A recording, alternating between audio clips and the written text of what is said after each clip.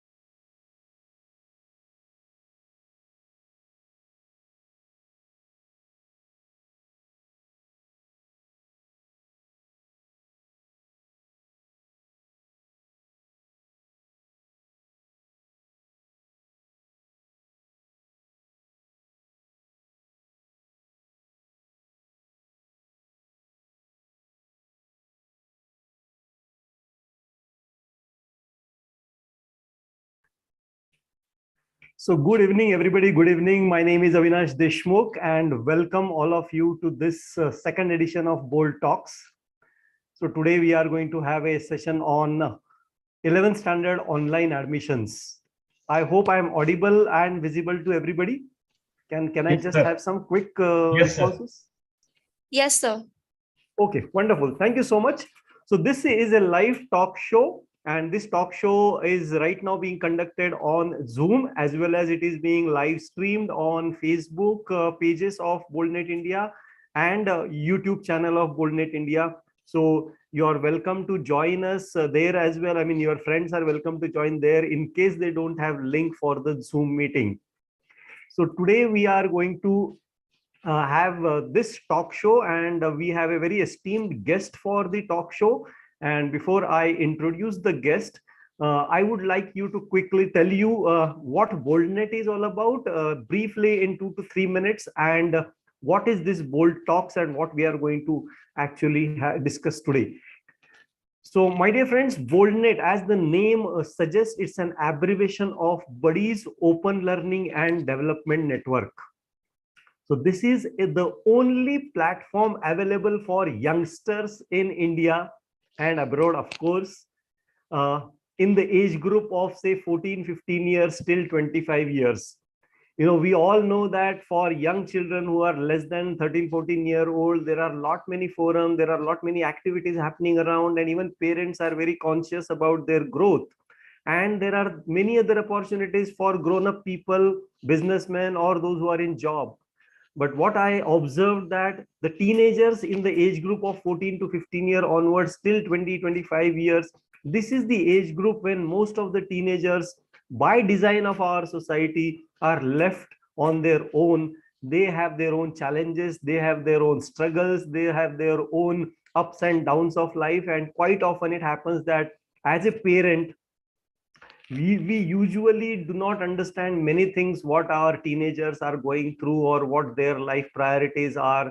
So we tend to be a supplier to them, we tend to be a mentor, or not mentor, a supplier, mostly somebody who supports them. But frankly speaking, many parents really don't understand the complete world of the teenagers today. So BoldNet is the platform which has been made available for the teenagers and their parents as well, to explore their aspirations and to generate support for themselves. So this is a platform wherein youngsters and professionals like me and you come together, and we work towards the growth of each and every individual teenager, right from identifying the right kind of careers till actually building up that career, till actually completing that education, or even building certain skills in the field of that particular aptitude or that particular domain. So that's BoldNet for you. BoldNet बहुत कुछ है. I am not going to explain everything today, but it is a lovable platform, loved by all those who have come to BoldNet. So we are a fantastic community of youngsters and young adults who are working towards the development of young generation and development of young India. So I'll just quickly tell you, my name is Avinash Deshmukh. I am an engineer by qualification, and I am a certified international career coach. I have been certified by National Career Development Association. Apart from that, I am also a multiple intelligence analyst and a counselor. I have over 27 years of career experience in the field of corporate world, social work, as well as entrepreneurship and business. And out of these 27 years, last almost 9 years, I have been into the field of career coaching, career development, and working with the youngsters.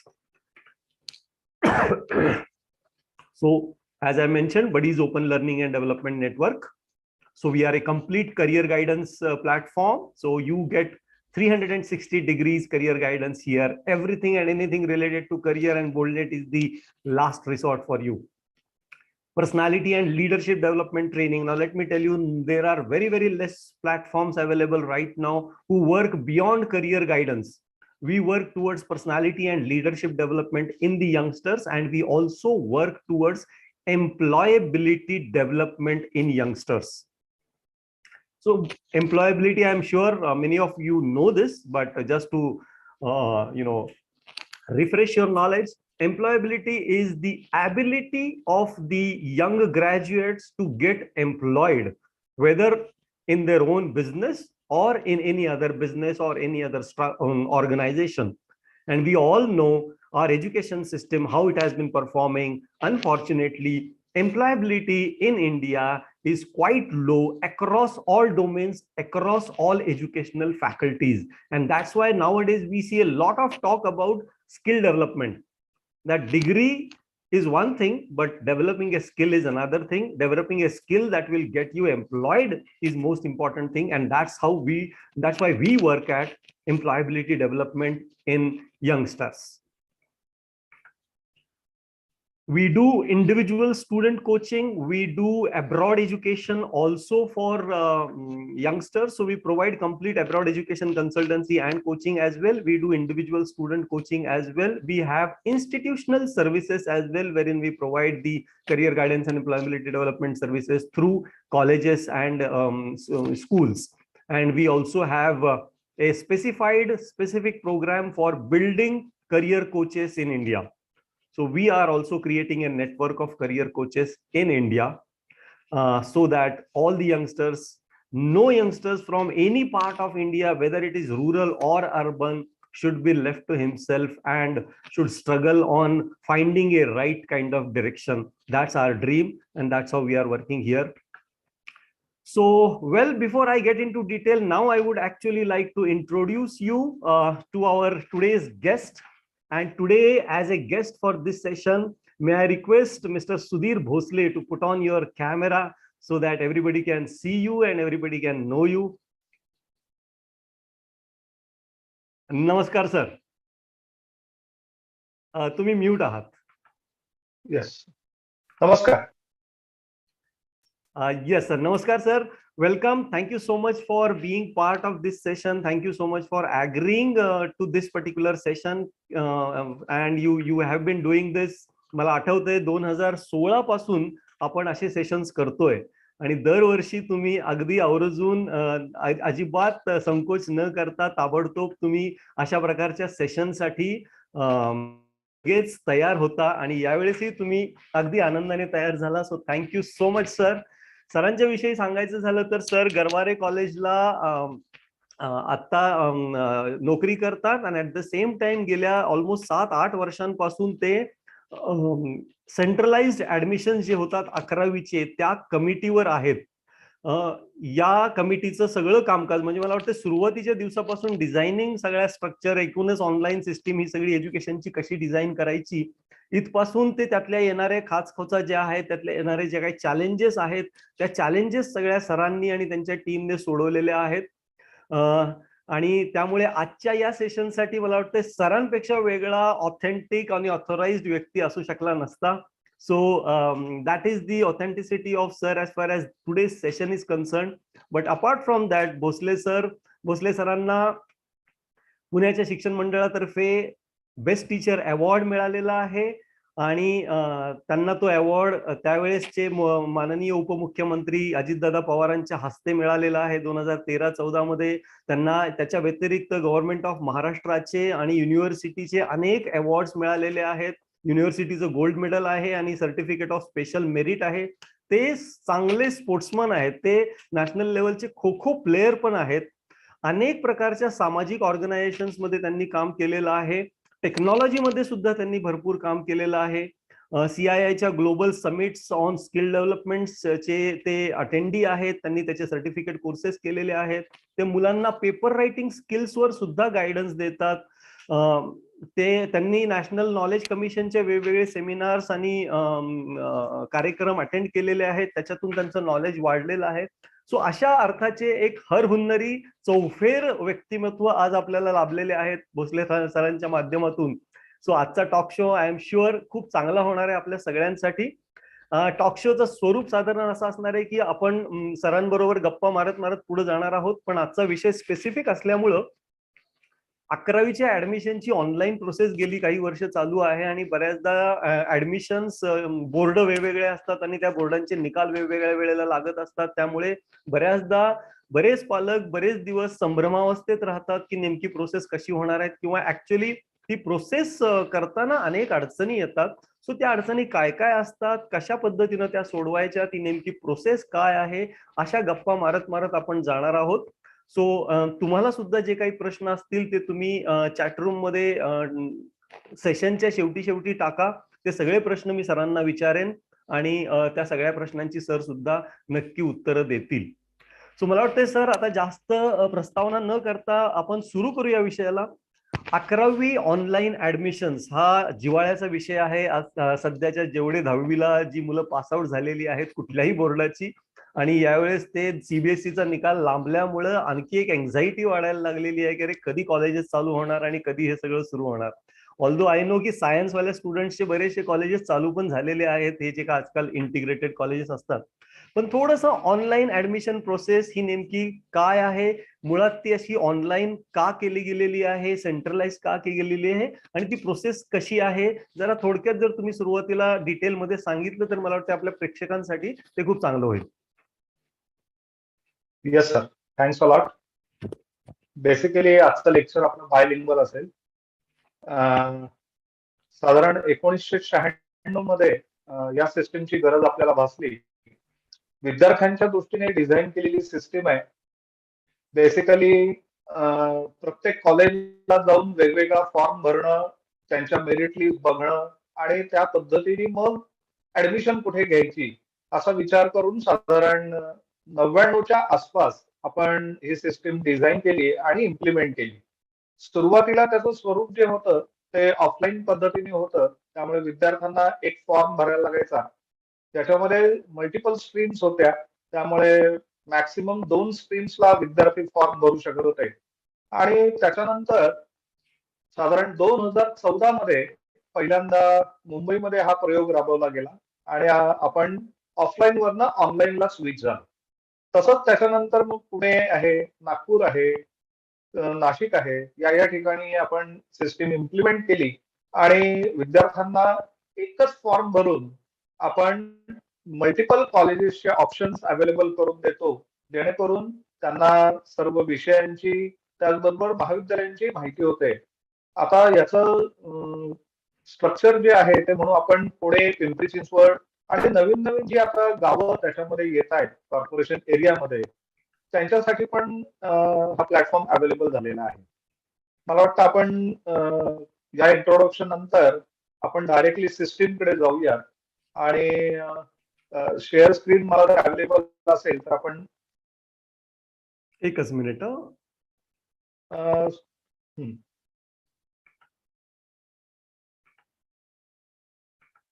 हा sir, आता तुम्ही share screen करू शकता. Thanks a lot.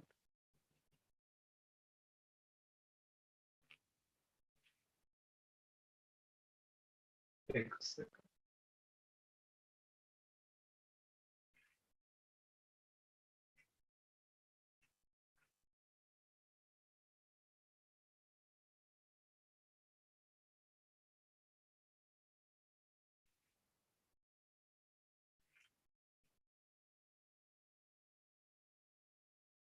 Screen सगळ्यांना दिसतोय? Is it visible? Yes sir. Okay. पुण्यासाठी जे portal आहे आपल्याला ऑनलाईन ऍडमिशनचं ते आहे pune.11thadmission.org.in आणि इन जनरल जे पोर्टल आहे ते आहे 11thadmission.org.in. या पेजवरनं आपण कोणत्याही एरियामध्ये जाऊ शकतो, जसं की पुणे, पिंपरी चिंचवड आहे, मुंबई आहे, नागपूर आहे. त्यामुळे त्याचं जे प्रिफिक्स आहे पुणे.11thadmission तसंच मुंबई.11thadmission त्या रिस्पेक्टिव्ह पेजवरती आपल्याला घेऊन जातो. याच्यामध्ये बेसिकली सेव्हरल टॅब्स दिलेले आहेत. त्याच्यामध्ये पहिला होम आहे, सर्चचा ऑप्शन दिलेला आहे, पण आता ते टॅब्स ऍक्टिव्हेटेड नाही आहेत. आणि नोटिफिकेशन आपल्याला जी आहेत रिसेंटली ती आपल्याला या ठिकाणी बघायला मिळतात. पहिलं नोटिफिकेशन जे महत्वाचं 4 जुलैला साधारण आपण हे केलेलं होतं, सॉरी जून मध्येच आपण केलेलं होतं की सीबीएसईचा निकाल जो आहे तो उशिरा लागणार आहे. त्यामुळे स्टेट बोर्डाचा निकाल जरी लागलेला असला तरी फक्त पार्ट 1 हा स्टेट बोर्डचे विद्यार्थी भरू शकतात. या पेजवरती आपल्याला इथे दिसेल की स्टुडंट रजिस्ट्रेशन आहे. तर पहिल्यांदा first of all you need to registered over here. या ठिकाणी आपण बेसिकली क्लिक केल्यानंतर you will have this multiple options. आणि या ऑप्शन मध्ये first of all you need to select whether you are from within PMC or PCMC area, outside PMC and PCMC area, and outside Maharashtra. So let us select first of all within PMC and PCMC area. Then you need to select your status as fresher, repeater, and previously passed. Fresher means you are giving this particular exam in March or April 2022. Repeater, that means you have appeared again. And previously passed means you have given this exam earlier and you want to apply for this particular system. So let us select fresher.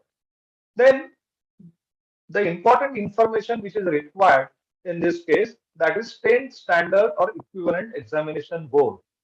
So for state board student, if you select SSE, then by putting your seat number directly you can fetch, or system fetches the data which is available with SSE board. But this facility is not available for CBSE, ICSE or IB for any other board. So let us select this CBSE, and in that case you have to write your all details over here. So for example, your seat number. So I will put down any seat number so that M1234 5. Then month of examination, let us say April. Then year of examination. These are the mandatory fields. Name of the applicant, I will put my name for here only.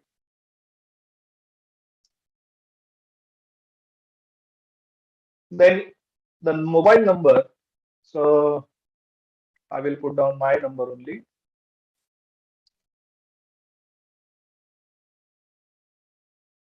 Email, that is optional. One more thing here, it is required to give a security question. So the number of options are available. And what is the name of your grandfather? What is your favorite game? Which is your favorite movie? Who is your best friend? Who is your favorite teacher? Like this, I will select this option, who is your best friend, and put down one name over here. This question is useful to retrieve your password. So password, normally the password should be very simple, like your name, 123. Confirm this password. Then you need to enter the captcha.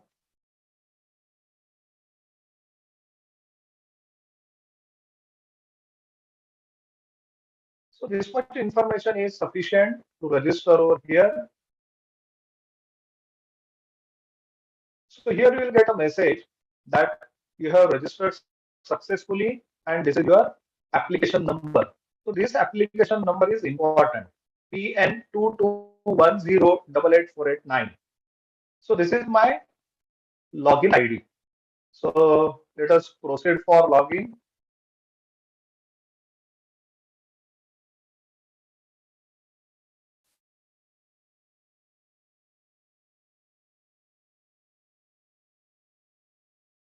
Obviously, this information is available in your SMS.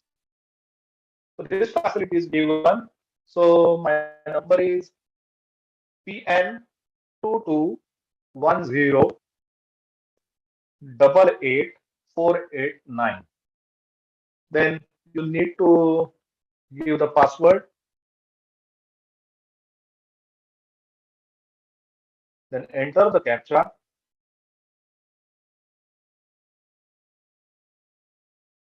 So here you will get your login page.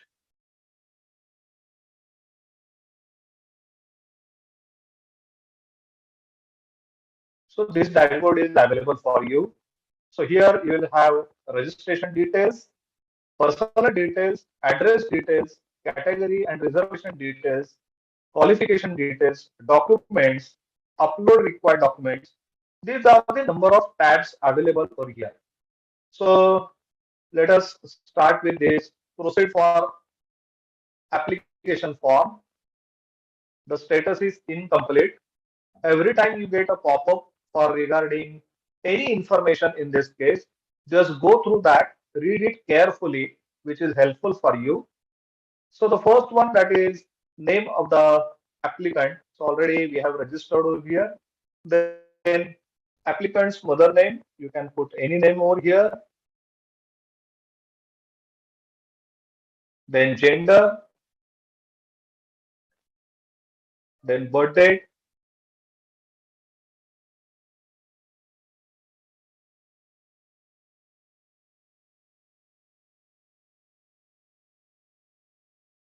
So I can select any birth date over here. Name of the school. This information is important. I will select as Bal Shikshan. Then index number is necessary, which is available in your on your school leaving. Then UDIS number, which is also available with your school leaving. Save and next. Then you need to put the address, which is not important that much. So I will write it as Pune. Then pin code. All these fields are mandatory. State Maharashtra, as we have already selected within PNC. So by default, the state will come as Maharashtra. Taluka, Pune city, town, Pune.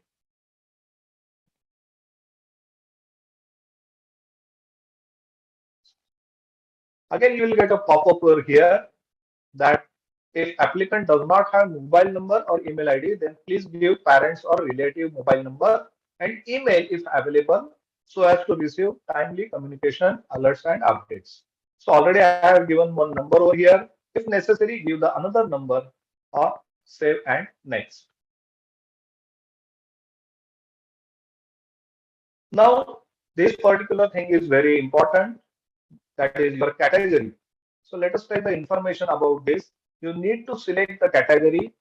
The number of categories are listed over here as SC, ST, VZA, NTP, NTC, NTD, OPC, SBC, then EWS, and finally open category.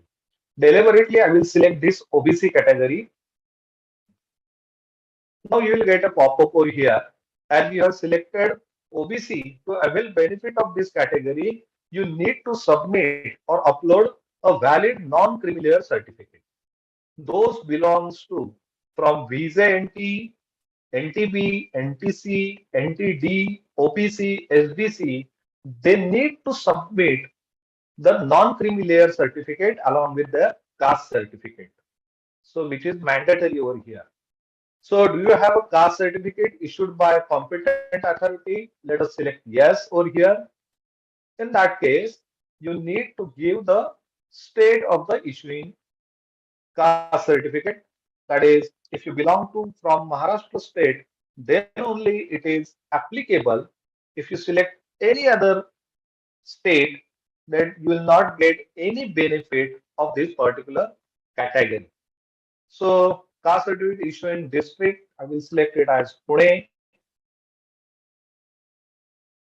Select your category for admission. Now this question is asked, suppose you don't have non-creamier certificate.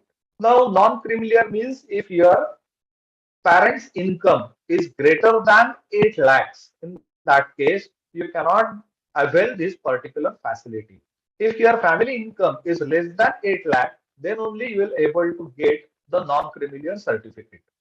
ज्यांचं उत्पन्न 8 लाखाच्या आतमध्ये आहे अशाच लोकांसाठी हा benefit मिळू शकतो. Otherwise there is one more question. Select your category for admission. Suppose my admission category, I will select it as open. Then I will not require any respective document for OBC category. Then next questions are important. That is, does applicant belong to handicap, that is Divyang or disabled category? If yes, then you need to produce a certificate from a civil surgeon. And in that case, 40% and above disability, that is only allowed. So I will select in this case no.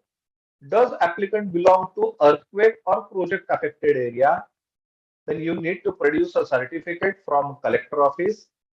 If you select yes, otherwise select no. Then obviously, as I have selected PMC within PMC, this question is not valid. पण ज्या पालकांची बदली पुण्यामध्ये होते अशांसाठी हा प्रश्न महत्वाचा आहे. Has applicant parent been transferred to online process area? तुम्ही येस म्हटला तर बदली ही मात्र 1 ऑक्टोबर 2021 नंतरची असेल तरच ती व्हॅलिड आहे. खाजगी असेल तरी चालतं, गव्हर्नमेंट ट्रान्सफर असेल तरी सुद्धा चालते. फक्त त्याच्यासाठी 2 डॉक्युमेंट्स प्रोड्यूस करायला लागतात. First thing your transfer order and second thing your joining report. Next question that is whether applicants grandparents freedom fighter. If yes, आता याबद्दल जरा थोडीशी माहिती मी अधिक देतो. फ्रीडम फायटर म्हणजे स्वातंत्र्य सैनिक. बेसिकली यांच्यासाठी नियम असा आहे की स्वातंत्र्य सैनिक स्वतः हयात असतील तर त्यांनी नॉमिनेट केलेला कॅन्डिडेटला याचा बेनिफिट घेता येतो.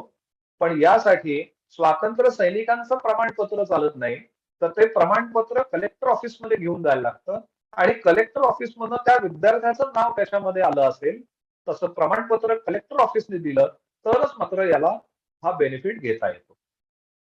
नेक्स्ट क्वेश्चन आहे does applicant parents belong to serviceman and ex serviceman? म्हणजे मिलिटरी मधले जे पॅरेंट्स आहेत त्यांच्यासाठी बेसिकली हे आहे सर्व्हिसमन. मग त्यांचे जे कमांडंट आहेत त्यांचं पत्र या ठिकाणी एक्सपेक्टेड आहे. एक्स सर्व्हिसमन असेल तर त्यांच्यासाठी आयदर डिस्चार्ज सर्टिफिकेट किंवा डिस्ट्रिक्ट सैनिक बोर्ड यांच्याकडनं जर प्रमाणपत्र आपण प्राप्त केलं तर आपण याचा बेनिफिट घेऊ शकतो. या प्रत्येक कॅटेगरीसाठी स्पेशल रिझर्वेशन आहे, ते पॅरलल रिझर्वेशन म्हणून ट्रीट होतं रिस्पेक्टिव्ह कॅटेगरीमध्ये. पुढचा प्रश्न आहे does applicant belong to sports category? आता इथे जर माझं स्पोर्ट्स असेल तर मी यस म्हटलं तर मला लेवल ऑफ पार्टिसिपेशन, 2च लेवल ऑफ पार्टिसिपेशन या ठिकाणी अलाउड आहे. एक बेसिकली नॅशनल लेवल आणि इंटरनॅशनल लेवल. पण नॅशनल लेवल पार्टिसिपेशन चालत नाही. then in that case you need to have some merit certificate, that is first rank, second rank or third rank, or that is gold medal, silver medal or bronze medal. But if you select an international in this case, then if you have participated in any game, that is allowed apart from the medal holders. So I will select no in that case. Then next question is regarding bifocal course. So have you opted any of the pre-vocational courses or subject offer under NSQF at 10th examination? म्हणजे pre vocational courses असतात, त्याचं listing तुमच्या marksheet वरती मागच्या बाजूला दिलेलं आहे, त्याचे कोर्स दिलेले आहे. ते जर असतील हे फक्त स्टेट बोर्डच्या विद्यार्थ्यांसाठी आहे. सीबीएसई आयसीएसई अदर बोर्डसाठी हे लागू नाहीये. सो मी इथे आता नो म्हणून टाकतो. Next question do you belong to minority category? If I select yes, then you have a benefit. 2 टाईपच्या मायनॉरिटी आहेत, एक लिंग्विस्टिक आहे, दुसरी रिलिजियस मायनॉरिटी आहे. तर रिस्पेक्टिव्ह कॉलेजेस मध्ये 50% हा कोटा असतो. then you will able to get admission under that particular category. मी आता इथे नो म्हणतो आणि आपल्याला next question and answer session पण घ्यायचं आहे. Do you want to take admission through in house quota? In house quota एखाद्या संस्थेच्या 4 किंवा 5 कॉलेजेस आहेत आणि त्यांचे रिस्पेक्टिव्ह स्कूल्स आहेत तर त्या केसमध्ये त्या रिस्पेक्टिव्ह कॉलेजेसमध्ये त्या विद्यार्थ्यांसाठी 10% कोटा हा आहे आणि तो मेरिटली भरला जातो. सेव्ह अँड नेक्स्ट म्हटलं की अजून एक प्रश्न माझ्याकडनं स्किप झालाय, तो म्हणजे ऑर्फन. तर तिथे त्या ठिकाणी मी आता नो म्हणतो. या ठिकाणी तुमच्या असं लक्षात येईल की सगळे जे क्वेश्चन्स आहेत त्याचे आन्सर्स तुम्हाला येस ऑर नो याच्यामध्ये द्यायचे आहेत आणि ते दिल्यानंतर तुम्हाला सेव्ह अँड नेक्स्ट म्हणायचंय. आता ज्या प्रश्नांचे आन्सर्स तुम्ही येस म्हणून दिलेली आहेत तेवढे रिस्पेक्टिव्ह डॉक्युमेंट्स त्या ठिकाणी तुम्हाला प्रोड्यूस करायला लागतात. आता या ठिकाणी आपल्याला आहे आपलं स्टेटस आहे ते इनकम्प्लीट आहे. Proceed to fill application form. आता आपले रिझल्टच लागलेले नाहीत. मी डेलिबरेटली सीपीएससी हे केलेलं होतं, त्यामुळे इथे आपल्याला इन्फॉर्मेशन आलंय. Dear student, as your standard 10th board examination result is not declared yet, we regret to stop you here. You can fill your application form part 1 once your board result is published. Okay म्हणून आपण बाहेर पडायला लागतं. आणि या ठिकाणी आपल्याला other than SSC board यांना डेलिबरेटली आपल्याला या ठिकाणी हे सगळे मार्क्स भरल्यानंतर त्याचं व्हेरिफिकेशन एका सेंटरला होतं. Then only you will eligible to fill the option form.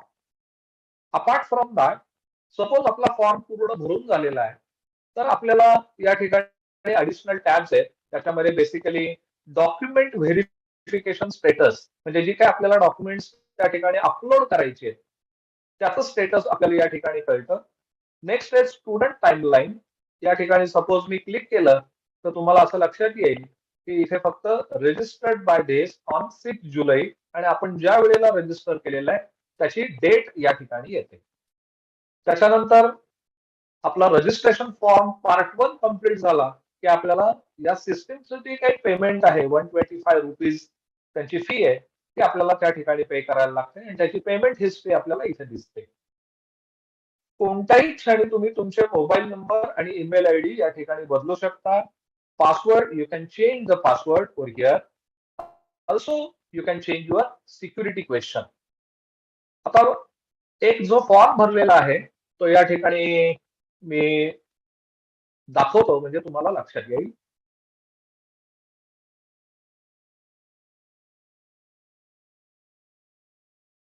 या सिस्टीम मधून मी लॉग आउट होतो आता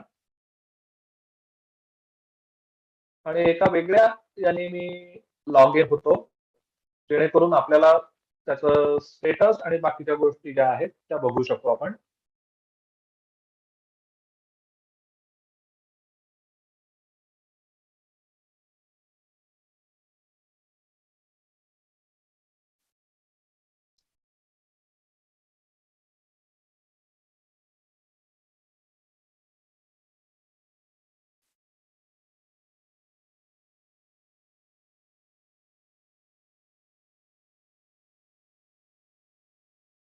हा एका मुलीचा फॉर्म आहे तो या ठिकाणी मी फक्त आपल्याला ओपन करून दाखवतोय. इथे ऑप्शन्स आपल्याला दिसतील की ऍप्लिकेशन फॉर्म हा पूर्ण झालेला आहे आणि त्याचं स्टेटस जे आहे ते आपल्याला इथे बघायला मिळतं. It is verified by secondary school and guidance centre. हे पार्ट 1 हा पूर्ण कम्प्लीट झालेला आहे आणि डॅशबोर्ड वरती you'll get all necessary information over here. Print application form इथे जर आपण म्हटलं तर you'll get whatever information you have filled in this case, this information is available over here. आणि त्याचं स्टेटस आहे या ठिकाणी verified. This status is important. unless and until your form is verified, you are not eligible to fill the option form 2. You can unlock your application form anytime. Similarly, let us see the student timeline. जी आपण मगाशी मी दाखवत होतो त्या ठिकाणी तुम्ही असं लक्षात येईल. The registration is done on 9th June. Form is locked on 9th June. Again, it is unlocked on 12th June. Locked 12th June. Again unlocked 27th June. Locked 27th June. And final status verified on 1, that is 1st July. So you can unlock many times or lock your form before verification. Once your form is verified, you cannot make any changes in this part 1. This is all about regarding the part 1 status. Now we'll go for part 2. Once the system is get started, basically for part 2, once your result gets declared for CBSE, ICSE, then only government will allow to start this part 2 and you will have an option available over here, that option form 2. Now the requirement in this case, minimum 1 option and maximum 10, and you can select only one stream in that case, either science, commerce, or arts stream. Science, obviously, the medium is English. For commerce, two mediums are available, that is English medium, Marathi medium. Arts, again, two medium. And there is one more stream which is earlier known as MCBC. Nowadays, it is HSC vocational course. Again, there are a number of skill-based courses which are available under that particular HSC vocational stream. Now you can select any one stream, then minimum one and maximum 10 options are available. Over there, you'll get all information regarding colleges. So you need to have a cutoff of the respective colleges. For example, एक मी basic example घेतो. Suppose मला 85% पडलेले आहे आणि मला ते option form भरायचा आहे. फर्ग्युसन कॉलेजचं कट ऑफ सपोज एक 95% आहे. एसपी कॉलेजचं कट ऑफ 93% आहे. गरवारे कॉलेजचं 93 आहे. मॉडर्नचं 93 आहे. सपोज या सगळ्या कॉलेजेसची कट ऑफ जर अबाव 90 असतील आणि मला जर पर्सेंट मिळालेले 85, तर मी ती कॉलेजेस सिलेक्ट करू शकतो का नाही? तर basically yes, you can select any college. त्यावेळी फर्स्ट प्रेफरन्स देताना सपोज तिथे म्हटलं की Fergusson college, Garware college, SP college, modern college, Wadia college. After that, at least try to select any college which is nearer to your cutoff. That is basic requirement. तुम्ही जर त्या cut off मधलं कोणतंही college select केलं नाही तर सिस्टीम तुम्हाला पहिल्या राऊंडला प्रवेश देऊ शकणार नाही. And you will get a alert over there. आणि तो अलर्ट म्हणजे SMS असतो. Not necessary every time you will get a SMS, but this timeline is more important. Here you will get all information over here, that is allotment and admission. System मध्ये जेवढे काही changes आहेत, जेवढे काही alert आहेत, ते या ठिकाणी तुम्हाला अवेलेबल होतील. लाईक रजिस्ट्रेशन पार्ट 2, तर या ठिकाणी तुम्हाला अवेलेबल होईल त्याची रिस्पेक्टिव्ह इन्फॉर्मेशन. तुम्हाला जर कॉलेज अलॉट झालं तर त्याची याच ठिकाणी तुम्हाला इन्फॉर्मेशन मिळेल. अलॉट झाल्यानंतर तुम्हाला त्या रिस्पेक्टिव्ह कॉलेजला जायचं असतं आणि त्या ठिकाणी ते ऍडमिशन प्रोसिजर पूर्ण करून घ्यायची असते. आता हे सगळं करत असताना सपोज मला 5th कॉलेजचा प्रेफरन्सचं कॉलेज मला मिळालं, तर मग मी ऍडमिशन घ्यायची का नाही? तर नॉट नेसेसरी तुम्ही ते ऍडमिशन घेतलीच पाहिजे असं काहीही नाही. तर या केसमध्ये तुम्ही जर पहिलं ऑप्शनचं जर तुमचं कॉलेज तुम्हाला मिळालेलं असेल, देन इट इज मॅन्डेटरी की तुम्ही त्या ठिकाणी ऍडमिशन घेतली पाहिजे. पण 5th ऑप्शनचं कॉलेज तुम्हाला मिळालं तर तुम्ही सेकंड राऊंडसाठी थांबू शकता आणि त्या केसमध्ये तुम्ही सेकंड राऊंडसाठी इलिजिबल आहात. पण सपोज तुम्हाला पहिल्याच प्रेफरन्सचं कॉलेज मिळालेलं आहे आणि तुम्ही ऍडमिशन घेतली नाही, तर तुम्ही सिस्टीमच्या बाहेर जाता. आणि जुना रूल असा होता की तुम्हाला 3 राऊंड पर्यंत याच्यामध्ये कोणताही सिस्टीम एंटरटेन करत नव्हती. पण लेटेस्ट आत्ताच एक इन्फॉर्मेशन आलेली आहे की तुम्हाला अजून पुढचा एकच राऊंड ब्लॉक होईल आणि त्याच्यानंतर तुम्ही सिस्टीम मध्ये परत येऊ शकता. मला वाटतं आता आपण एवढी जी माहिती घेतलेली आहे तेवढी बहुतेक सफिशियंट आहे. याच्याबद्दल अजून जर काही कोणाला माहिती हवी असेल तर डेफिनेटली आपण क्वेश्चन आन्सर सेशन मध्ये ती कव्हर करूया. तर चालेल? Yes yes sir. सर मग मला आता सांगा, thank you so much for explaining this. Yes sir. हा, तर you can stop sharing. Yes sir. Yes. Okay. So thank you so much for explaining in complete details. मला वाटतं almost everything you have covered. So just few questions I have and I'll start with them and we'll definitely take questions from the audience. जे documents तुम्ही सांगितले पहिल्या form मध्ये भरताना ज्यावेळेस सगळं येस नो आपण करतो, त्यातल्या काही ठिकाणी जेव्हा येस येतील तर त्याचे डॉक्युमेंट त्याच वेळेस अपलोड करायचे तिथं की नंतर द्यायचे? नाही येस, त्याच वेळेला आपल्याला अपलोड करायला लागतात. फक्त आता एक रिसेंट चेंज असा आहे की नॉन क्रिमिलियर सर्टिफिकेट जर तुमच्याकडे नसेल तर त्याच ठिकाणी तुम्हाला एक अंडरटेकिंग आहे ते तुम्हाला अपलोड करायला लागतं. की I will produce the necessary Self document within declaration? 3 months. Self declaration आहे. Okay, okay. But it is only for non-creamy leader. हा. बाकी रिस्पेक्टिव्ह सगळी डॉक्युमेंट जी आहेत ती आपल्याला प्रोड्यूस करायला लागतात. अदरवाईज गायडन्स सेंटर किंवा स्कूल जे आहे ते डिनाय करू शकतात. ओके, म्हणजे बाकीचे जे डॉक्युमेंट्स भले जे सीबीएसई वाले लोकांनी अजून त्यांचे निकाल लागलेले नसतील तरी त्यांनी बाकीचे सगळे डॉक्युमेंट्स त्यांचे रेडी करून ठेवले रेडी पाहिजे. ठेवायचे. सो त्यासाठी कास्ट त्यांना एकदा सर्टिफिकेट बद्दल फक्त एक हे आहे ते सांगतो. सपोज रिस्पेक्टिव्ह कॅन्डिडेटचं कास्ट सर्टिफिकेट जर नसेल तर त्याच्या वडिलांचं कास्ट सर्टिफिकेट मात्र चालू शकतं. आईचं, भावाचं, बहिणीचं इतर कोणतंही डॉक्युमेंट चालणार नाही. फक्त वडिलांचं कास्ट सर्टिफिकेट असेल तरच त्या केसमध्ये आपण त्यांना व्हेरिफिकेशन करतो. Okay, great. So this is important information. म्हणजे नातेवाईकांपैकी फक्त वडिलांचं कास्ट सर्टिफिकेट चालू शकतं जर स्वतःचं नसेल तर. येस. पण मग वडिलांचं चालू शकतं म्हणजे ते टेम्पररी चालू शकतं का? Temporary sir. म्हणजे तुम्ही प्रोसेस चालू केलेली आहे, तुमच्याकडे त्याचं रिसिट आहे, एक्नॉलेजमेंट रिसिट आहे आणि तुम्हाला ते 1 महिन्याने मिळणार आहे, 15 दिवसांनी, कारण बऱ्याच वेळेला या अडचणी येतात. म्हणून ही फॅसिलिटी आपण दिलेली आहे. सुरुवातीला आपण नाही म्हटलेलं होतं, पण तरी सुद्धा चॅलेंजेस भरपूर असतात. म्हणून ही फॅसिलिटी वडिलांचं असेल तर विद्यार्थ्याला मिळतच. त्यामुळे काही अडचण येत नाही. म्हणून आपण ते तसं म्हटलेलं आहे. आणि आताच कालच एक न्यूज पब्लिश झालेली आहे की नॉन क्रिमिलियर सर्टिफिकेटला पण काही वेळेला इश्यू येतात. पण त्यांच्याकडे जर इन्कम सर्टिफिकेट असेल तर college at the time of admission त्यांना प्रवेश देऊ शकतो. कारण बेसिकली आपण म्हटलेलं आहे at the time of admission you should have that non creamy layer certificate. अच्छा, मग हे जे इन्कम सर्टिफिकेट आहे ते कलेक्टर कडून घेतलेलं असलं पाहिजे?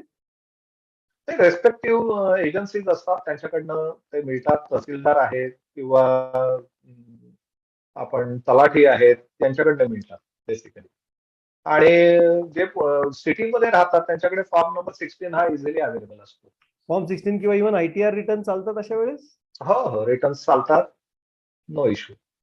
ओके, ते तुम्हाला एजन्सीला त्या ठिकाणी रिस्पेक्टिव्ह एजन्सीला तुम्ही दिल्यानंतर तुम्हाला ते सर्टिफिकेट त्या पद्धतीने मिळतं, इन्कम सर्टिफिकेट. ओके. याच्यात एक अजून एक I think I missed out का तो भागच नाहीये.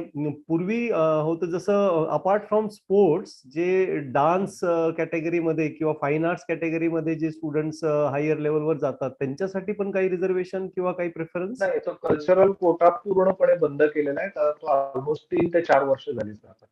अच्छा, 3-4 कल्चरल वर्ष. कोटा होता पूर्वी, हो, तो आता बंद केलेला आहे पूर्ण. कारण त्याला व्हॅलिडेट करणाऱ्या सिस्टीम्स तशा अवेलेबल नाहीये. तर गांधर्व महाविद्यालयाचं फक्त होतं ते, पण त्याच्याबद्दल बरेच इश्यू झाले त्यामुळे तो कोटा रद्द केलेला आहे.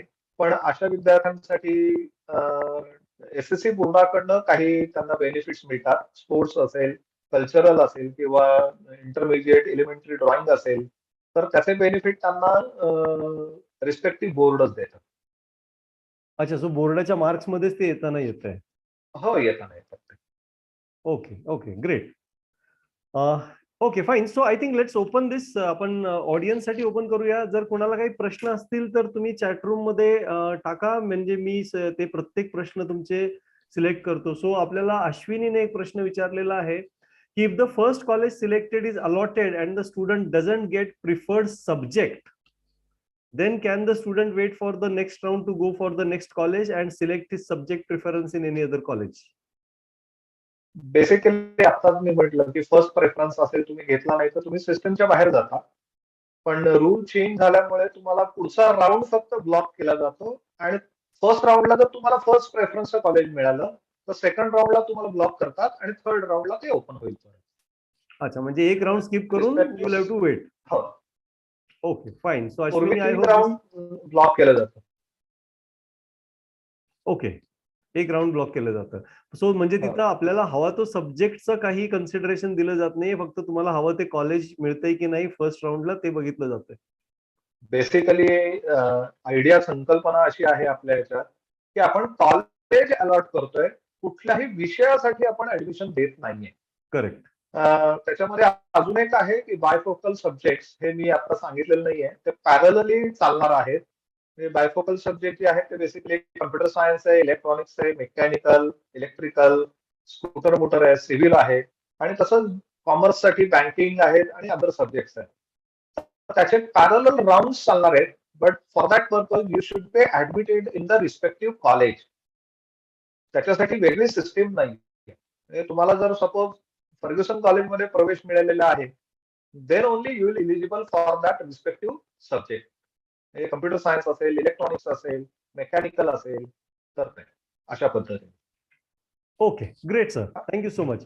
याच्यात अजून एक असा प्रश्न आहे की मागच्या काही वर्षांपूर्वी म्हणजे अर्थात मी ज्यावेळेस माझ्या मोठ्या मुलीसाठी ऍडमिशन करत होतो त्यावेळेस एक पुस्तक मिळायचं कट ऑफ साठीचं, की प्रत्येक कॉलेजचं कट ऑफ काय होता मागच्या वर्षीचा. हो, बरोबर आहे सर.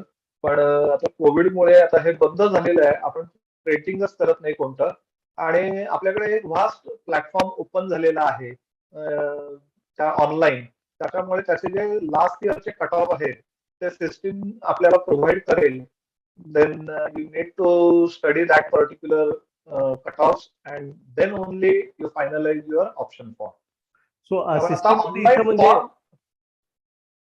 हा सर, ऑब्विसली इथे कट ऑफ म्हणून मी जसं टॅब्स म्हटलं तसं मल्टिपल टॅब्स इथे येणार आहेत. आणि पहिल्या राऊंडसाठी तुम्हाला लास्ट इयरचे कट ऑफ अवेलेबल होतील. सेकंड राऊंड जेव्हा चालू होईल त्यावेळेला फर्स्ट राऊंडचे कट ऑफ अवेलेबल असतील.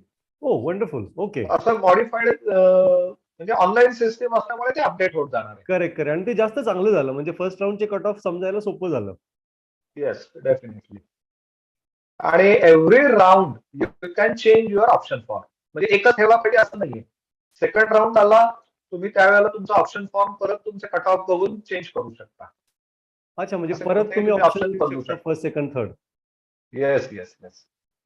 Okay okay, that is a good flexibility. हा, सिस्टीम फ्लेक्सिबल आहे आणि विद्यार्थ्यांसाठी डिझाईन केलेली आहे, त्यामुळे मल्टिपल चेंजेस अलाउड आहेत सगळे. अच्छा, याच्यात बाय डिफॉल्ट सगळे कॉलेजेस पुण्यातले महाराष्ट्रातले पार्टिसिपेट होतात का there is a exception also, म्हणजे काही कॉलेजेस पार्टिसिपेट होतच नाहीत सेंट्रलाइज ऍडमिशन मध्ये, असं तर काही नाहीये ना? अजिबात नाही. पुणे पीसीएमसी मधले जेवढी कॉलेजेस आहेत म्हणजे तो एरिया डिफाईन केलेला आहे. त्यामधल्या कॉलेजमध्ये हे रजिस्टर्डच एक्सपेक्टेड आहे. अदरवाईज ते ऍडमिशन सुद्धा सँक्शन होत नाही तुमची. नाही, मग अशा केसमध्ये आजकाल ते एक नवीन जो प्रकार आहे इंटिग्रेटेड कॉलेजेस किंवा डमी कॉलेजेस असं जो असतो, जिथं सायन्सची मुलं आजकाल बरीचशी ऍडमिशन घेतात, मग ते कॉलेजेस ह्याच्यात इन्क्लुडेड नाहीयेत? बरोबर आहे. आहेत आहेत ते पण कॉलेज, आहेत ते पण आहेत. मग ती त्याचे पण ऑलरेडी याच्यामध्ये ऍडमिशन included आहे. झालेले आहेत ना बऱ्याच जणांचे? आता त्यांच्या ऍडमिशन झाल्यात असं म्हणायला हरकत नाही, कारण त्यांनी करून घेतलेले आहेत. फक्त त्यांना त्या सिस्टीम मध्ये आणायला लागतं. आणि काही वेळेला असं होतं की त्यांनी जे ऍडमिशन दिलेले आहेत त्या सिस्टीम मध्ये येऊ शकत नाही. बर. तर त्या मुलांना मग ते ऑब्विसली दुसरं कुठेतरी कॉलेज सिलेक्ट करायला लागतं. म्हणजे तुम्हाला असं म्हणायचंय की त्या कॉलेजेसचे ज्या मुलांनी ऍडमिशन त्या कॉलेजेसमध्ये घेतलेलं आहे त्यांना ह्या प्रोसेस प्रमाणे परत ऍडमिशन घ्यावं लागतं? हो हो, ते मॅन्डेटरी आहे त्याच्यातनं जाणं. ओके ओके, अच्छा. अं, आरतीने प्रश्न विचारला, पूर्वाने प्रश्न विचारलाय, 2 राऊंड मध्ये किती दिवसांची गॅप असते? नॉर्मली 3 ते 4 दिवसाची गॅप देतात आणि त्याचं टाइम टेबल हे बेसिकली आता गव्हर्नमेंट कडनं येतं. त्यामुळे ते सगळ्या ठिकाणी युनिफॉर्म असतं. पूर्वी फक्त कसं होतं, मुंबई पुण्याचं वेगवेगळं टाइम टेबल केलं जायचं, पण आता तसं होत नाही. जे टाइम टेबल केलं असेल ते सर्व रिजन्सला लागू होतं. म्हणजे ज्या ज्या ठिकाणी ऑनलाईन प्लॅटफॉर्म चालू आहे त्या सगळ्यांना तो लागू असतो.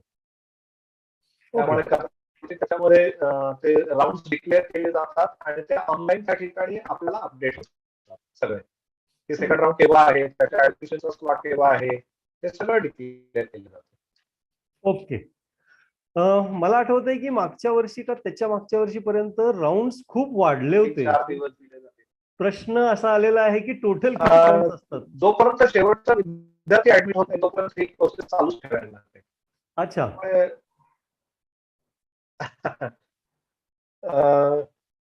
नॉर्मली आपण 3 राऊंड म्हणतो. त्या 3 राऊंड मध्ये सर्व रिझर्वेशन कॅटेगरीचे हे होतात आणि 4th राऊंड जो आहे, am I audible? Yes yes sir, आवाज थोडासा येतोय माझा सर? हा येतोय येतोय सर. हा, तर नॉर्मली गव्हर्नमेंट जे आहे किंवा सिस्टीम जी आहे ती 4 राऊंड डिक्लेअर करतात. पहिल्या 3 राऊंड मध्ये रिझर्वेशनचे कॅन्डिडेट सगळे प्लेस होत जातात त्याच्या अकॉर्डिंग टू रूल्स, आणि फोर्थ राऊंड जो असतो तो पूर्णपणे ओपन असतो. आणि त्याच्यानंतरची जी प्रोसेस असेल ती त्या वेळेला गव्हर्नमेंट डिक्लेअर करतात किंवा प्रोसेस डिक्लेअर करतात. जसं की पूर्वी FCFS नावाचा राऊंड होता, फर्स्ट कम फर्स्ट सर्व. आताच्या GR मध्ये अशी सिस्टीम असणार नाहीये. फर्स्ट कम फर्स्ट सर्व त्यांनी नाही म्हणून सांगितलंय. आणि नवीन सिस्टीम इम्प्लिमेंट करायचा प्रयत्न चालू आहे ज्याच्यामध्ये वेटिंग प्रत्येक कॉलेजची लिस्ट असेल. आता कसं काय डिझाईन अजून ते त्या वेळेला आपल्याकडे येईल. मग ती वेटिंग लिस्ट त्या कॉलेजने डिक्लेअर करायची आहे, मग त्याचा आपला खरं तर काही रोल नाही, आपल्याला पुन्हा सेकंड राऊंड सगळं ऑनलाईनच होणार आहे. ओके, सॉरी तुमचा बहुतेक नेटवर्कचा काही प्रॉब्लेम आहे सर. राहणार आहे आणि ती वेटिंग लिस्ट तशी पुढे. सर तुम्हाला रिपीट करावं लागेल. हा, तुम्हाला रिपीट करावं लागेल, मध्ये तुमचा आवाज गेला. आता येतोय? हा येतोय, थोडासा मध्ये मध्ये ब्रेक होतोय आवाज. हा बोला बोला, येतोय. ओके. वेटिंग लिस्ट जी आहे आता तरी संकल्पना अशी आहे की त्या रिस्पेक्टिव्ह कॉलेजची वेटिंग लिस्ट असेल. तुम्ही जर ऍडमिशन घेतली नसेल तर ते नाव वरती सरकेल. जर तुम्ही त्या दुसऱ्या कोणत्याही कॉलेजला ऍडमिशन घेतली तर त्या वेटिंग लिस्ट मधून तुम्ही बाहेर जाणार. ओके, आता त्या वेळेला ते डिक्लेअर करतील त्या पद्धतीने. सो प्रत्येक राऊंड नंतर ती वेटिंग लिस्ट डिक्लेअर केली जाईल. आणि मला वाटतं की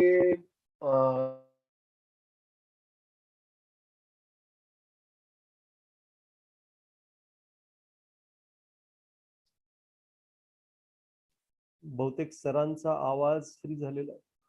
हॅलो सर. हा, मला आवाज येतोय सर. हॅलो. हा हा बोला सर. हा, मला आवाज येतोय तुमचा. नेटवर्कचा काही इश्यू आहे का मग? कळत नाही बहुधा, तुमचा आवाज मध्ये मध्येच ब्रेक होतोय आणि तुमची स्क्रीन फ्रीज होते मध्येच. बाकीच्यांना येतोय का आवाज क्लिअरली, का मलाच फक्त येतोय? Can somebody please inform.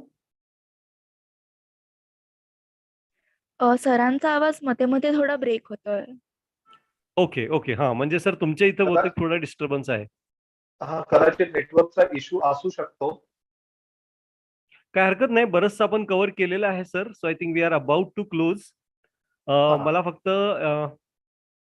Yes Aarti, we are trying. There is unfortunately थोडासा नेटवर्कचा इश्यू आहे, but most of the things are cleared now. हा, मी असं म्हणत होतो सर की वेटिंग लिस्ट जी डिक्लेअर केली जाते, म्हणजे प्रत्येक राऊंड नंतर प्रत्येक कॉलेज वेटिंग लिस्ट डिक्लेअर करेल आणि ती आपल्याला सेंट्रलाइज पोर्टलवर दिसेल. बेसिकली कॉलेज डिक्लेअर करणार नाहीये यातलं काहीच. अच्छा अच्छा अच्छा, ओके कॉलेजच्या ओके. हातामध्ये काहीच नाहीये. सेंट्रलाइज सिस्टीम हे फोर्थ म्हणजे राऊंड झाल्यानंतर ते इम्प्लिमेंट करायचा विचार करतायत. अजून त्यांनी तसं काही डिक्लेअर केलेलं नाहीये की पुढचे राऊंड कसे कंडक्ट होतील. अच्छा, म्हणजे फोर्थ राऊंड नंतर वेटिंग लिस्ट लागणार आहे. हा, म्हणजे त्यांचा प्रयत्न असा आहे की सिस्टीम चेंज करायचं चाललंय. जे FCFS राऊंड जे कंडक्ट करत होते त्याच्याऐवजी नवीन सिस्टीम इम्प्लिमेंट करायचा प्रयत्न करणार आहे. ओके फक्त ते काय आणि केव्हा हे आपल्याला कदाचित युट्यूब लाईव्ह किंवा फेसबुक लाईव्ह वरनं ते कन्व्हे करतील आणि त्याचा रिस्पेक्टिव्ह GR किंवा जी सिस्टीम असेल ती आपल्या पोर्टलवरती अपडेट होईल. Okay great. याच्यात फक्त एक प्रश्न माझा विचारायचा राहिला, तो म्हणजे याच्यात ओव्हरऑल एंटायर ऍडमिशन प्रोसेसमध्ये जरी कितीही राऊंड असले तरी पार्टिसिपेट करण्यासाठी मात्र सुरुवातीला जी कट ऑफ डेट असेल त्याच्या आधीच अप्लाय केलं पाहिजे, असं आहे का? नाही, असं काही नाही. कोणताही विद्यार्थी कोणत्याही स्टेजला या सिस्टीम मध्ये येऊ शकतो. तिसरा राऊंडच्या वेळेला सुद्धा मी माझा फॉर्म रजिस्टर करू शकतो. आणि असं बऱ्याच वेळेला होतं ते बाहेरच्या स्टेट्स मधली किंवा बाकीच्या रिजन्स मधली जे पुण्याच्या बाहेरचे आहेत ते थर्ड राऊंड फोर्थ राऊंडला सुद्धा आतमध्ये येतात. आणि मग जे काही सीट्स अवेलेबल असतील त्या पद्धतीने त्यांचे प्लेसमेंट होतात त्या रिस्पेक्टिव्ह कॉलेजला. ओ ग्रेट. आय थिंक म्हणजे ती एक चांगली फ्लेक्झिबिलिटी आहे. सिस्टीम मध्ये तुम्ही केव्हाही येऊ शकता, केव्हाही बाहेर पडू शकता. तिथे विड्रॉ म्हणून ऍप्लिकेशन फॉर्म म्हणून पण आहे. जसं की मी डिप्लोमाला जाणार असेल किंवा ITIचा प्रवेश घेतला तर मी हा फॉर्म विड्रॉ पण करू शकतो. Okay okay.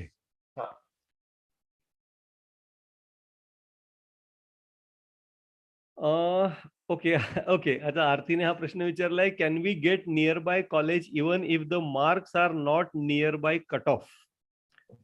नाही, तशी प्रोव्हिजन नाहीये बेसिकली. त्यामुळे तुम्हीच तुमच्या एरियामधलं म्हणजे जवळचं कोणतं कॉलेज आहे ते कट ऑफला मॅच करायला लागतं आणि ते प्रेफरन्स मध्ये टाकायला लागतं. हा, याच्यात मला वाटतं रिसेंटली फक्त 12वीला ऍडमिशन घेण्यासाठी रिलोकेशनची फॅसिलिटी आज काहीतरी गव्हर्नमेंटने एक निर्णय डिक्लेअर केलाय. त्याच्यासाठी अट अशी आहे, 15 किलोमीटरची अट आहे. अच्छा. ओके म्हणजे ओके. पूर्वी 5 किलोमीटर 8 किलोमीटर असे हे असायचे, पण आता ते काहीतरी मला आजच इन्फॉर्मेशन एकाने सांगितली की ती काहीतरी 15 किलोमीटर केली. अच्छा, म्हणजे 15 किलोमीटरच्या बाहेर जर तुम्हाला मिळालं असेल तरच तुम्ही अप्लाय करू शकता. हा, आणि नॉर्मली कसं आहे की घराच्या जवळ आपण एवढं लांब जात नाही. मुंबईमध्ये ठीक आहे, ट्रेन फॅसिलिटी आणि हे असल्यामुळे, लोकल असल्यामुळे, पण Correct. पुण्यामध्ये शक्यतो विदिन 5 to 7 किलोमीटरच्या रेंज मधलीच कॉलेजेस मुलं घेतात. बरोबर, आणि मिळतातही बऱ्यापैकी सगळी हा, आणि कॉलेजेस मिळतात, तेवढ्या तेवढी रेंजमध्ये कॉलेजेस आहेत. अवेलेबल आहेत. Correct correct correct. पिंपरी चिंचवडचा मुलगा काही ऑलमोस्ट 5 to 10% मुलं पुण्यामध्ये येतात, पण पुण्याचा पिंपरी चिंचवडमध्ये जात नाही. हा, राईट. बाहेरचे सगळे पुण्यामध्ये. करेक्ट. वेल, तृप्ती विचारते, how will we know cut off of each college? मला वाटतं ते सेंट्रल लिस्ट मध्ये तसं कॉलेज वाईजच येईल ना? हो, तुम्हाला बेसिकली मगाशी सांगितलं की कट ऑफचं वेगळा टॅब असेल आणि त्या ठिकाणी तुम्हाला ही सगळी इन्फॉर्मेशन मिळत जाणार आहे. म्हणजे पहिल्या राऊंड पूर्वी तुम्हाला लास्ट इयरचा कट ऑफ मिळेल, म्हणजे सिस्टीम ठरवेल बेसिकली थर्ड राऊंडचं कट ऑफ द्यायचं का फोर्थ राऊंडचं, एक तुम्हाला रेफरन्स असेल. आणि सेकंड राऊंडच्या वेळेला फर्स्ट राऊंडचा कट ऑफ किती आहे हे त्या ठिकाणी अपडेट होईल. मग आता फर्स्ट त्यामुळे राऊंडच्या प्रत्येक आधीचं कॉलेजचा कट ऑफ, मागच्या वर्षीचे कट ऑफ अपलोड झालेत का? नाही, अजून नाही डिस्प्लेस केलेले नाही. अच्छा, ते साधारण कधीपर्यंत एक्सपेक्टेड आहेत? ऑप्शन फॉर्म जेव्हा चालू होईल त्यावेळेला ते डिस्प्ले केले जातील. अच्छा, त्यावेळेला. मग आता एसएससीचं पण प्रोसेस नाही सुरू झालेली? नाही, त्यांचे रिझल्ट डिक्लेअर झालेले आहेत, त्यांच्या मार्कशीट मिळालेले आहेत, but we are waiting for CBSE आणि आयसीएससी रिझल्ट. अदरवाईज त्या मुलांचं नुकसान होईल, कारण एक राऊंड होऊन जाईल नाही तर. Right right. हा. अच्छा, पूर्वा म्हणते स्पेशल राऊंड असतो असंही ऐकलं होतं, आणि स्पेशल राऊंड म्हणजेच वेटिंग राऊंड आहे का? आता या ज्या गोष्टी आहेत त्या वेळेला गव्हर्नमेंट डिक्लेअर करतं की कोणत्या पद्धतीचा राऊंड कसा घ्यायचा. जसं मी सांगितलं की एफसीएफएस राऊंड हा अचानक इन्व्हेंट झाला, कारण पूर्वी असं झालं की 10 राऊंड झाले. मग सिस्टीम कुठेतरी थांबली पाहिजे, कारण जून मध्ये जी झालेली प्रोसेस आहे ती सप्टेंबर ऑक्टोबर पर्यंत जर चालू राहिली तर त्या विद्यार्थ्यांचं ऍडमिशन उशिरा झाल्यानंतर त्यांचं शैक्षणिक नुकसान आहे बेसिकली. मग ते होऊ नये म्हणून कुठेतरी थांबायला लागतं. मग अशा पद्धतीचे डिसिजन घेतले जातात. Okay, fine fine. Super. I think बरेचसे प्रश्न क्लिअर झालेले आहेत आणि बऱ्यापैकी सगळ्यांना क्लॅरिटी मिळालेली आहे. आणखी कोणाला काही प्रश्न आहे का? लास्ट 30 सेकंड्स आपण देऊया.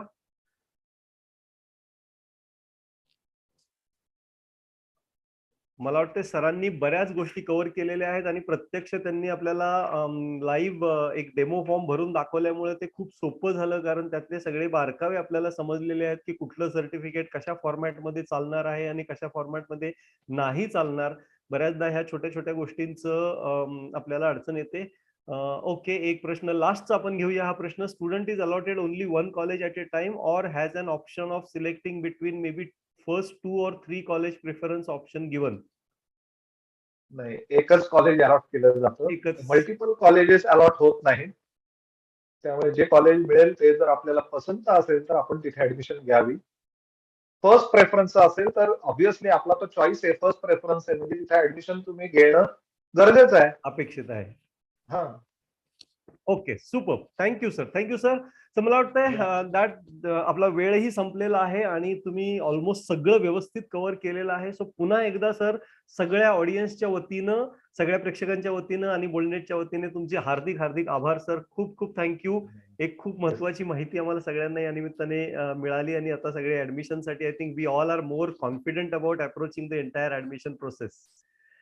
So thank you so much, sir, for sparing your time. We really appreciate your gesture. So मित्रांनो, that is the end of this show. Thank you so much.